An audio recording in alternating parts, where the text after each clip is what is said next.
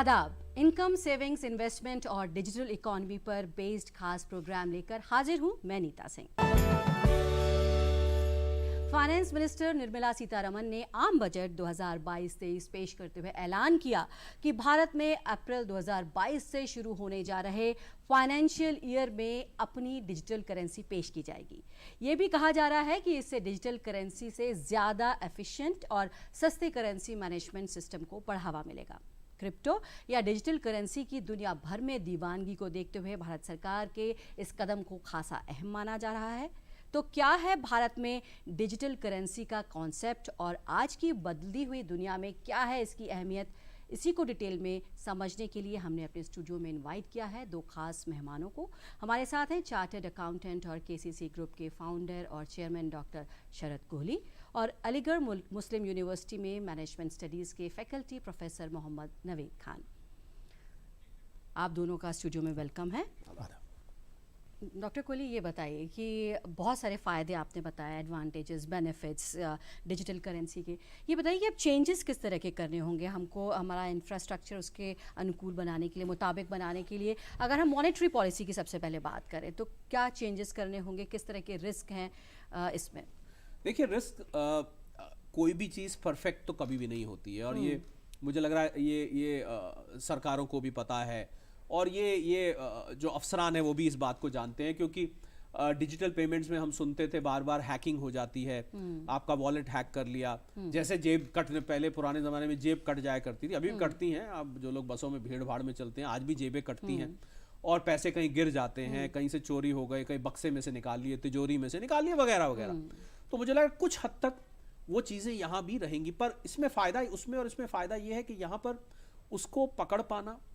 उसको ट्रैक कर पाना और आइंदा वो ना हो ये कर पाना आसान रहेगा, क्योंकि वॉलेट इस पे काम चल रहा है। और डिजिटल सिक्योरिटी, जब भी आप डिजिटल दुनिया की बात करते हैं तो डिजिटल सिक्योरिटी की बात करना लाजमी हो जाता है, क्योंकि वो अगर मान लीजिए आपके फ़ोन में पैसे पड़े हैं, 10,000 रुपये पड़े हुए हैं, आपके 2-2 हज़ार रुपये के 5 नोट पड़े हैं, अब किसी ने हैक करके उसमें से 2 नोट निकाल लिए, तो इस पे भी आरबीआई पूरी तरह से इस बात के लिए कॉन्शियस है। तो उसको फुल प्रूफ बनाया जा रहा है, इंफ्रास्ट्रक्चर ऐसा बनाया जा रहा है कि जिसमें एनक्रिप्शन भाई हाईएस्ट लेवल का हो और कोई भी दूसरा व्यक्ति, दूसरा शख्स उसमें से हैक ना कर सके। अगर कोई कोशिश करता है आपके आईडी में जाने का, पैसे निकालने का, तो इस पे खास काम किया जा। देखिए, इसको बनाना, इसको लॉन्च करना को बहुत ज़्यादा मुश्किल काम नहीं है, तभी 90 मुल्क इस पे काम कर रहे थे। और आपको सच बात बताऊं तो आरबीआई का इंफ्रास्ट्रक्चर करीब करीब तैयार है जी। पर जो काम चल रहा है अभी, एक तो लीगल फ्रेमवर्क तैयार किया जा रहा है, क्योंकि जो आरबीआई एक्ट है, करेंसी से रिलेटेड जितने लॉज हैं उनमें बदलाव की जरूरत है। डिजिटल और वर्चुअल करेंसी बिल, जिसकी हम बहुत समय से, बहुत टाइम से चर्चा कर रहे हैं, वो लाने की जरूरत है पार्लियामेंट में, उसके बाद ही आ पाएगा। इलेक्ट्रॉनिकली अगर हम बात करें तो क्योंकि डिजिटल प्लेटफॉर्म बहुत टाइम से बने हुए हैं, तो वो इंफ्रास्ट्रक्चर करीब करीब तैयार है। आपको सिर्फ लोगों को, जैसे आज हम ये शो कर रहे हैं, लोगों को एक तो बताने की जरूरत है कि क्या चीज है और कैसे होगा, और आरबीआई को अपनी तरफ से उसमें डिजिटल सिक्योरिटी इंट्रोड्यूस करने की जरूरत है, और लीगल फ्रेमवर्क, बाकी का इंफ्रास्ट्रक्चर करीब करीब तैयार है। तभी वित्त मंत्री महोदया जो हैं, उन्होंने इस बार बजट स्पीच में बोला कि आपको बहुत जल्द ये 2022 के फाइनेंशियल ईयर में देखने को मिलेगा। तो जब ऐसी अनाउंसमेंट हो जाती है तो उसके पीछे पूरी तैयारी पहले की हुई होती है, वरना आप ये अनाउंसमेंट ऐसी नहीं करेंगे। तो इससे अंदाजा लग रहा है कि सब इंफ्रास्ट्रक्चर तैयार है, लीगल फ्रेमवर्क और सिक्योरिटी रिलेटेड एस्पेक्ट्स, और इसको रोल करने का तरीका क्या रहेगा, मतलब कौन कौन वो शख्स होंगे। आप अगर ऑप्ट करना चाहते हैं, आप चाहते हैं मैं डिजिटल करेंसी लूं, तो आपको कहां जाना पड़ेगा, कैसे आप अपने पैसों को जो आपके जेब में रखें, क्या आप बैंक में जाके या रिजर्व बैंक की किसी ब्रांच में जाके, या बैंकों को ये अथॉरिटी दी जाएगी क्या वहां जाके अपने पैसों को अब डिजिटल फॉर्म में कर लीजिए, ऐसा ही कुछ होता लग रहा है। पर इंफ्रास्ट्रक्चर पूरी तरह से तैयार है, सिक्योरिटी और लीगल फ्रेमवर्क इसमें आने की सिर्फ कमी है, जो मुझे लग रहा है इस साल पूरा कर ली जाएगी। जी प्रोफेसर साहब, अगर हम डिजिटल करेंसी की बात करें तो किस तरह से कंट्रीब्यूट करेगी फाइनेंशियल इंक्लूजन में? देखिए, जैसा कि मैंने पहले बताया कि अगर आज की तारीख में अगर सरकार एक ग्रुप को, पर्टिकुलर इंडिविजुअल को कुछ बेनिफिट पहुंचाना चाहती है या उस किसी स्टिमुलस पैकेज के तहत उसको कुछ अमाउंट ट्रांसफ़र करना चाहती है, तो प्रॉब्लम हमारे सामने ये आती है कि खुद एक्सेप्ट हम लोग करते हैं कि उसका एक सर्टेन अमाउंट जो है उस तक पहुंचता नहीं है। तो जैसे ही हम लोग डिजिटल करेंसी का यूज़ इस पर्टिकुलर डोमेन में, इस पर्टिकुलर शोबे में इस्तेमाल करेंगे और शुरू करेंगे, तो हम इंश्योर कर पाएंगे कि जिसको हम पैसा पहुंचाना चाहते हैं, जो मदद करना चाहते हैं, वो उस तक पहुंच रही है। बीच में उस पैसे का कहीं पे भी किसी भी टाइप से मिसयूज़ नहीं हो सकता, जो कि अपने आप में एक बहुत बड़ा कदम होगा इस डायरेक्शन में कि और जो सरकार के जो डिफरेंट स्कीम्स होती हैं उनको खाली पब्लिक तक नहीं, अगर आप देखिए कि ओवरऑल डेवलपमेंटल एक्टिविटी के लिए जो इस्तेमाल करना चाहती है सरकार, वो उसी एक्टिविटी के लिए पैसे का खर्च और यह इस्तेमाल हो पाएगा, बाकी चीज़ों में नहीं लोग कर पाएंगे। अगर कोई उसको बीच में निकालने की कोशिश करता है तो पॉसिबल ही नहीं होगा। तो आई थिंक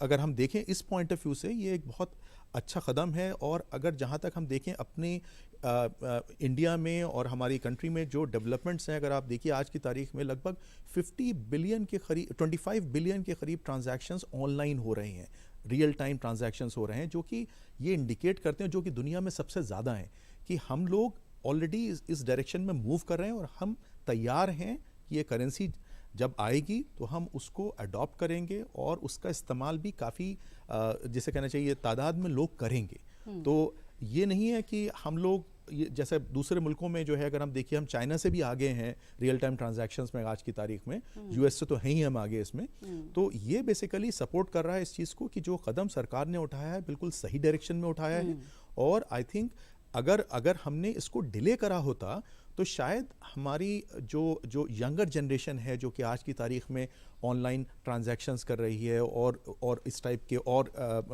जो करेंसीज ऑलरेडी अवेलेबल हैं, सो कॉल्ड कहने को करेंसीज ही उनको कहा जाता है, कि वो उसमें जाके अपना पैसा जो है उसमें लूज ना करें, उसमें पैसा ना खो दें। ऐसी जगह उसका पैसे का इस्तेमाल हो जहाँ पर कहीं ना कहीं हमारी सरकार की तरफ से एक बैकिंग हो उस करेंसी को, तो उसमें हमारे मुल्क का भी फ़ायदा है और हमारे जो पब्लिक है उसका पैसे की सेफ्टी जो है उसका भी एक कम से कम एक सेफ्टी और सिक्योरिटी है उसकी पैसे की, कि वो कहीं जाएगा नहीं। जी, आपसे जानना चाहूँगी कोहली साहब कि अगर ये तो इंफ्रास्ट्रक्चर की बात हुई, अगर हम टेक्नोलॉजी की बात करें तो क्या हम तैयार हैं उसके लिए? ये ब्लॉकचेन टेक्नोलॉजी क्या है, इसके बारे में थोड़ा सा बताइए। जी हाँ, देखिए आपने बहुत अच्छा सवाल पूछा, क्योंकि अभी जो प्रोफेसर साहब बता रहे थे मैं उसी में जोड़ना चाह रहा था और आपका सवाल उसी से रिलेटेड है। फाइनेंशियल इंक्लूजन की जो आपने बात करी वहीं कहीं ये जुड़ जाता है जाके। फाइनेंशियल इंक्लूजन में जनधन अकाउंट्स करोड़ों के तादाद में यहाँ पर खोले गए और आज गांव-गांव तक बैंक अकाउंट्स हैं जहाँ पर बैलेंस की ज़रूरत नहीं है, और वहाँ पर इसको बाकायदा लोग बैंकों को इस्तेमाल करें। पर फिर भी अभी बहुत सारे ऐसे लोग हैं जो बैंकों से ट्रांजैक्शन करने में डरते हैं या बैंकों का ट्रांजैक्शन नहीं करना चाहते। मुझे लग रहा है ये CBDC वो गैप भी भर देगी, क्योंकि CBDC में आपके पास इलेक्ट्रॉनिक फॉर्म में जब आप पैसे को ऑपरेट करेंगे तो वो फाइनेंशियल इंक्लूजन जो आज तक नहीं हो पाया था, वो भी आपको फाइनेंशियल इंक्लूजन देखने को मिल जाएगा। जहां तक बात टेक्नोलॉजी की है और ब्लॉकचेन की है, ब्लॉकचेन हम बहुत टाइम से सुन रहे हैं और क्रिप्टो करेंसीज ब्लॉकचेन पर बेस्ड हैं और ये CBDC भी ब्लॉकचेन पर बेस्ड है। अब ब्लॉकचेन क्या होता है कि आप एक ओपन लेजर है। ओपन लेजर अगर मैं इसको फिर आसान लफ्जों में समझाऊं तो मान लीजिए मैंने अपनी जेब से 100 का नोट निकाला। मुझे याद है पहले मैंने बहुत छोटा था तो एक नॉवल पढ़ा था कि एक 100 रुपए की यात्रा, तो उसमें यह था कि एक 100 रुपए का नोट मेरे हाथ से आपके हाथ में गया, आपके हाथ से कहीं और गया, फिर कहीं और गया। अब वो 100 के नोट को देख के हम ये नहीं पता लगा सकते कि इसकी जो पूरी जर्नी रही है ये कितने हाथों में गया और कितनी जेबों में गया, कितने तरीके के पर्स में गया, इससे क्या क्या खरीदा गया, क्या इससे कोई इलीगल चीज खरीदी गई, वही नोट आपके पास कहीं घूम घाम के आ रहा है जी। बस यही फर्क होगा। ब्लॉकचेन आपको एक ओपन लेजर क्रिएट कर देती है। एक हाथ से दूसरे हाथ में जब कोई रुपया जाएगा तो वो अपनी ट्रेल छोड़ता जाएगा। समझ लीजिए अपने पैरों के निशान छोड़ता जा रहा है कि मैं यहां से यहां गया, यहां से इसके पास गया। मान लीजिए 100 लोगों के हाथ में वो 100 का नोट गया, उन सब के सब 100 लोगों का आईडी कभी भी रिजर्व बैंक चाहे तो देख सकता है। तो ये टेक्नोलॉजी और इस टेक्नोलॉजी का इस्तेमाल बहुत सारी मिनिस्ट्रीज आज भी कर रही हैं। ये बहुत ही इंटरेस्टिंग टेक्नोलॉजी है, बहुत काम की चीज है, खाली मॉनेटरी मैनेजमेंट के लिए नहीं, इसका बहुत सारी और भी जो लोगों से संबंधित स्कीम्स होती हैं उसके लिए किया जा रहा है। और मुझे लग रहा है ब्लॉकचेन आने से एकदम रिवोल्यूशन आ जाएगा और करेंसी मैनेजमेंट का जो सिस्टम है वो बिल्कुल चेंज हो जाएगा। और जो मैंने शुरू में बात करी थी कि जो इसके इल विल्स जिसको आप कह रही थी, जो खामियां हैं कैश के इस्तेमाल से, कि ये बिल्कुल आपकी आंख पे, अगर मैं रिजर्व बैंक की बात करूं तो पट्टी बांध देता है कि हमें मालूम ही नहीं, एक बार हमने नोट छाप के दे दिए, पता नहीं उस नोट से क्या क्या काम हो रहे हैं, वो कहीं तिजोरी में पड़े हैं या किसी गलत इस्तेमाल किए जा रहे हैं, या कोई उससे सब्जी खरीद रहा है, या कोई उससे कार खरीद रहा है, या कोई उससे चोरी कर रहा है। मुझे लग रहा है वो पट्टी आंखों से खुल जाएगी और आप एक एक रुपए तक को पूरा शुरू से लेके आखिर तक ट्रैक कर पाएंगे। और बहुत बड़ी, ये मैं समझता हूं कि लॉ एंड ऑर्डर के लिए भी बहुत बड़ी कामयाबी होगी, क्योंकि आप उन पैसों को पूरा आखिर तक किसके हाथ में गया और किसके पास अब रखा हुआ है जी। ये भी आप पता लगा पाएंगे। तो ये ब्लॉकचेन टेक्नोलॉजी बहुत इंटरेस्टिंग है, बहुत काम की है, और इसी पर ये CBDC बेस्ड होगी। जी, तो ये ब्लॉकचेन टेक्नोलॉजी वो टेक्नोलॉजी है जिस पर ये CBDC बेस्ड होगी, जैसा कि आप कह रहे हैं। प्रोफेसर साहब, ये बताइए कि अगर हम कंपेयर करें अपने आप को वर्ल्ड से, तो वेयर डू वी स्टैंड? अगर हम डिजिटल करेंसी की बात करें, हमारे ऊपर कितना प्रेशर है या कितना ज़रूरत है अगर हम बाकी की कंट्रीज़ को देखें, अपने नेबर्स को देखें? देखिए, अगर दुनिया में आप ट्रांजैक्शंस और जो एग्जिस्टिंग करेंसीज़ हैं, जो भी जिनको हम करेंसी कहते हैं, जैसे 4000 कोहली साहब ने बताया लगभग 4000 हैं, जिसमें बिटकॉइन स्टेबल कॉइन है, उसमें दुनिया में शायद अगर देखें कि बहुत ज़्यादा तादाद में अगर परसेंटेज वाइज देखेंगे तो हमारे मुल्क के लोग हैं जो कि इसको परचेज़ कर रहे हैं। और अगर मुझे सही याद है तो रफली 20 मिलियन इंडियंस जो हैं लगभग, उन्होंने, हमारे कंट्री के लोगों ने जो है पैसा ट्रांजैक्शंस करे हैं, परचेजिंग करी है। इसमें वॉल्यूम टर्म्स में, अमाउंट में, क्योंकि इतनी वोलेटाइल रहती है वो, कि हम ये नहीं बता सकते कि आज की तारीख में उसकी वैल्यू कितनी है, लेकिन 20 मिलियन लोगों का ख़रीदना और उसको बेचना अपने आप में शो करता है, बताता है कि हम दुनिया में काफ़ी आगे हैं इसके अंदर। और दूसरा एक और जो डेवलपमेंट हो रहा है इस पूरे उसमें, कि बैंक को एक तरीके से, क्योंकि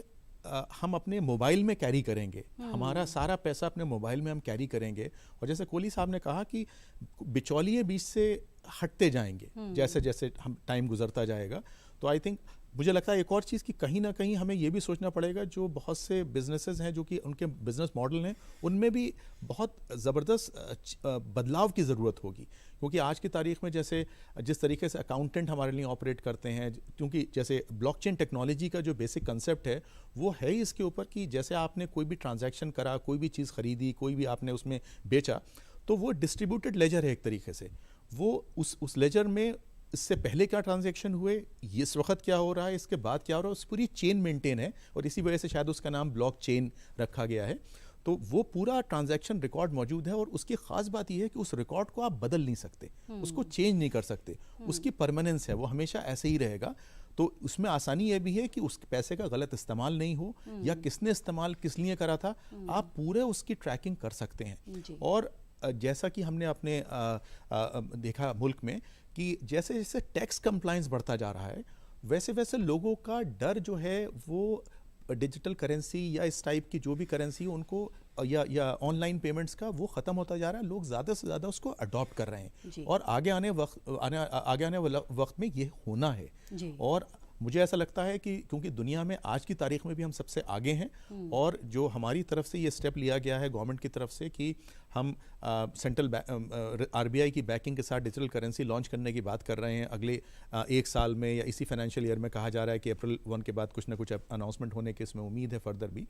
तो ये अपने आप में शो करता है कि गवर्नमेंट भी इस डायरेक्शन मूव कर रही है, और जानती है कि हमारे जो जनरल पब्लिक है वो इस डायरेक्शन में चाहती है कि मूवमेंट हो, ताकि वो इसको अडॉप्ट कर सकें और अपनी डेली लाइफ में इस्तेमाल कर सकें इसका जो है। और एक और, अगर आपकी इजाज़त हो तो मैं, क्योंकि हम फ़ायदों की बात कर रहे थे, तो मुझे याद आया एक बहुत बड़ा फ़ायदा, और यहाँ पर मैं जितने भी व्यूअर्स हैं उनका ख़ास तवज्जो चाहूँगा, क्योंकि ये ऐसा मसला है जो लोगों को अक्सर तंग करता है कि हम जब डिजिटल पेमेंट करते हैं, वो कहते हैं कि साहब हमारे पैसे कट जाते हैं, कॉस्ट आती है उसकी। अब आप लगाइए, जो वॉलेट्स चल रहे हैं या जो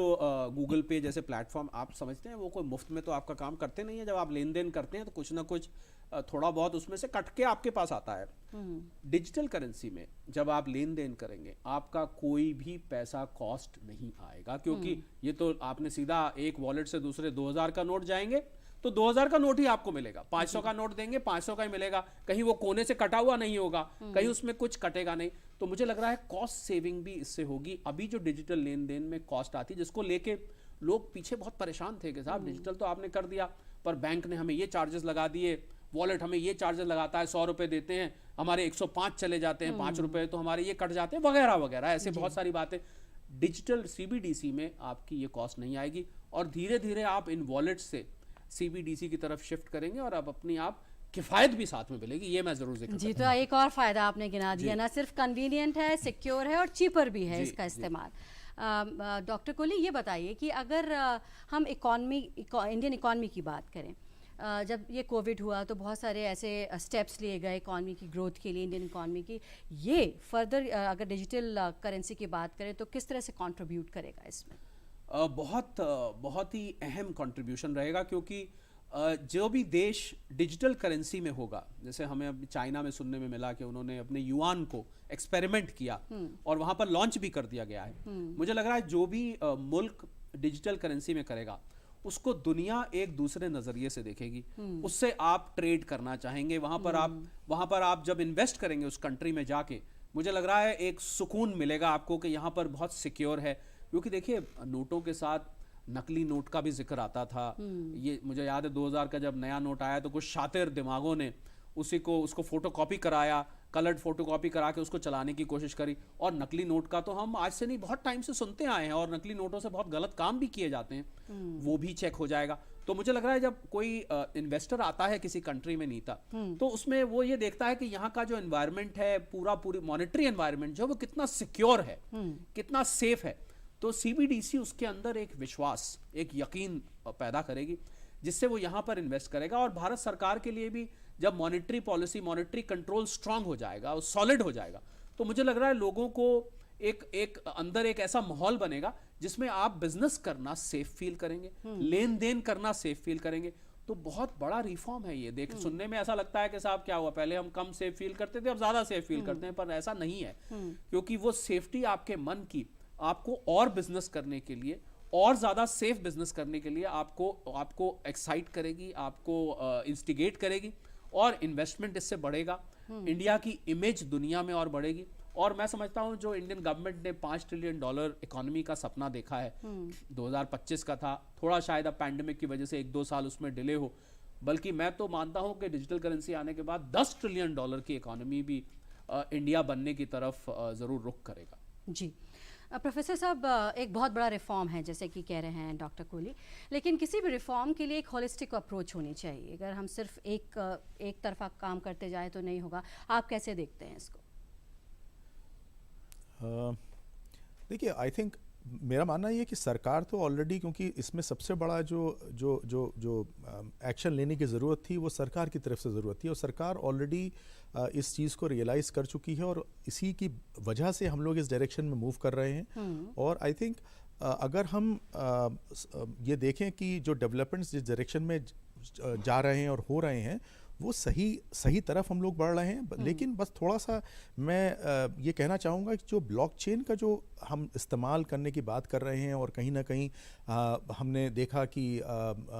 गवर्नमेंट के कहीं ना कहीं जो प्रेस रिलीज थी उसमें भी इसका जिक्र था, तो ब्लॉकचेन में एक थोड़ा सा प्रॉब्लम ये आने की उम्मीद है कि उसमें जो नंबर ऑफ ट्रांजैक्शंस हम हैंडल करने की कोशिश करते हैं और या हो सकते हैं, वो इतने नहीं हो सकते। इसलिए कहीं ना कहीं हमारे RBI को कुछ अपने एंड पर कुछ हो सकता है, इस पर्टिकुलर टेक्नोलॉजी में कुछ बेटर इंफ्रास्ट्रक्चर की ज़रूरत पड़ सकती है, ताकि नंबर ऑफ़ ट्रांजैक्शंस जैसा जब हम इसको लॉन्च करेंगे तो वो उम्मीद यह है कि मिलियंस में ट्रांजैक्शंस होंगे। जैसे आज की तारीख में भी मैंने बताया कि लगभग 25.5 बिलियन ट्रांजैक्शंस ऑनलाइन हुए। तो डिजिटल करेंसी जैसे जैसे पॉपुलराइज होगी तो ट्रांजैक्शंस की जो वॉल्यूम है वो बढ़ेगा। तो एग्जिस्टिंग जो इंफ्रास्ट्रक्चर है और जो एग्जिस्टिंग ब्लॉकचेन पे हम सोच रहे हैं कि पूरा वो कैरी कर जाएगा, तो ऐसा शायद नहीं हो। तो कहीं ना कहीं हमें एक टोटल इंफ्रास्ट्रक्चर को डेवलप करने की भी ज़रूरत पड़ेगी। और जो बैंक्स ख़ास तौर से हैं, क्योंकि उसका कई बार इसमें जिक्र आया,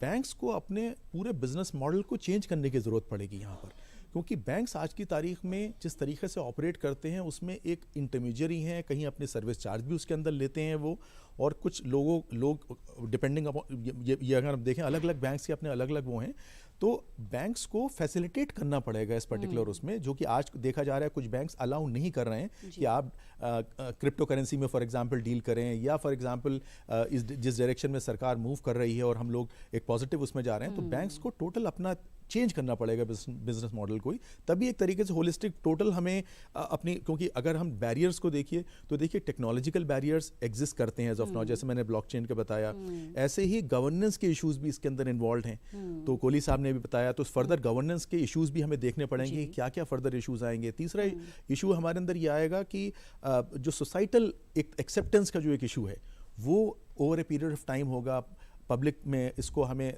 बताने की ज़रूरत होगी कुछ उसमें कि भाई ये आपके फ़ायदे के लिए है, और ख़ास तौर से जो सेफ्टी एंड सिक्योरिटी का एस्पेक्ट है वो काफ़ी हद तक आप उसमें ये देखेंगे कि इसमें पब्लिक जो है सेफ महसूस करेगी, क्योंकि ज़्यादातर पब्लिक जो है वो हमारी जो है लॉ अबाइडिंग है हमारी पब्लिक, तो वो टैक्स भी दे रही है या देना चाहती है, और अगर उसके लिए उसको हम आसानियाँ करेंगे उसके लिए, तो वो क्यों नहीं इसको अडॉप्ट करेगी। बिल्कुल। और नीता, अगर मैं खान साहब की बात से मुखातिब होके इन्हीं की बात में जोड़ना चाहूँ, तो जैसे इन्होंने कहा कि ब्लॉकचेन की कैपेसिटी कितनी होगी, मान लीजिए 100 का नोट 2000 हाथ बदलता है, तो क्या ब्लॉकचेन उसको रिकॉर्ड मेंटेन कर पाएगी? तो इसी वजह से सरकार ने क्या किया है कि इसको अभी पैरेलल चलाया जाएगा, जो कि मैंने शुरू में बात करी कि आपके पास दोनों ऑप्शंस रहेंगे। ऐसा नहीं है कि एक और डिमोनेटाइजेशन हो जाएगा और कैश आपकी जेब में नहीं रहेगा, ऐसा कुछ नहीं है। आपके साथ डिजिटल करेंसी भी चलेगी, आप जो कैश लेन देन करते हैं वो भी चलेगा, और एक ये सिचुएशन भी हो सकती है जो कि खान साहब जिस बात से अग्री करेंगे कि मान लीजिए किसी दिन आरबीआई का सर्वर डाउन है, मैं तो ऐसी सिचुएशन इमेजिन कर रहा हूँ, मैं आपको 2000 रुपए देना चाहता हूँ और पता लगा मैं देना चाह रहा हूँ तो आरबीआई का सर्वर ही डाउन है, तो ऐसे में क्या होगा? तो इसीलिए इसको पैरेलल चलाया जाएगा, और इन्हीं सब बातों को लेके ये जो रिसर्च चल रही थी, ये जो इतने टाइम एक्सपेरिमेंट चल रहा था, इन सब बातों को ध्यान में रख के चल रहा था, और इन सब बातों को पहले से ही एंटिसिपेट कर लिया गया है, और इसीलिए इसको पैरेलल भी, वो सब बातें तो दुरुस्त करी जा रही हैं, पर साथ में इसको पैरेलल भी चलाया जाएगा, जिससे कि ये सब दिक्कतें ना आए, और बहुत बड़े बड़े सर्वर्स इसके लिए इंतजामात किए जा रहे हैं, जिससे कि अनलिमिटेड नंबर ऑफ ट्रांजैक्शंस उसके अंदर अडॉप्ट हो सके, उसके अंदर स्टोर हो सके, और कोई लिमिट, क्योंकि अब ये तो आप रोक नहीं कर सकते ना कि मैं अगर 100 रुपए का नोट आपको दे रहा हूं तो भाई इसको बस 50 बार लेन देन करना है, इससे ज्यादा करेंगे तो हम याद नहीं रख पाएंगे, ऐसा तो हम नहीं सोच सकते। मुझे लग रहा है अनलिमिटेड कैपेसिटी होगी, और पूरी तरह से इंफ्रास्ट्रक्चर इसके लिए तैयार है, जहां तक मेरी जानकारी है पूरी तरह से आरबीआई तैयार है, और बहुत जल्द, मुझे तो बहुत बेसब्री से इंतजार है, मैं वो नोट देखना चाहता हूं जिसको मैं छू नहीं सकता, जिसको मैं सूंघ नहीं सकता, जिसको मैं हाथ नहीं लगा सकता, पर फिर भी वो नोट उतनी ही वैल्यू का है और वैसा का वैसा ही है। जी। तो काफ़ी एक्साइटमेंट है जी बिल्कुल, और काफ़ी चैलेंजिंग भी है, जैसा कि आप कह रहे हैं, और आप दोनों ने टाइम निकाला, वक्त निकाला, स्टूडियो में आए और तमाम जानकारी दी, इसके लिए आप दोनों का बहुत बहुत शुक्रिया। बहुत बहुत शुक्रिया। तो जैसे कि हमारे दोनों गेस्ट बता रहे हैं कि जी अगर हम डिजिटल करेंसी की बात करें तो बहुत ही फ़ायदे होने वाले हैं इससे, न सिर्फ कन्वीनियंट होगी, सिक्योर भी ज़्यादा होगी, चीप भी ज़्यादा होगी, और लोग इसको लेकर के काफ़ी एक्साइटेड है। हमारी इस खास पेशकश में फ़िलहाल इतना ही। हमारा ये प्रोग्राम आपको कैसा लगा, इस पर आप हमें ईमेल लिख सकते हैं, अपनी राय दे सकते हैं। इसके लिए हमारा ईमेल आईडी है ddurduspecials@gmail.com। इसी के साथ हमारी पूरी टीम को दीजिए इजाज़त। आदाब।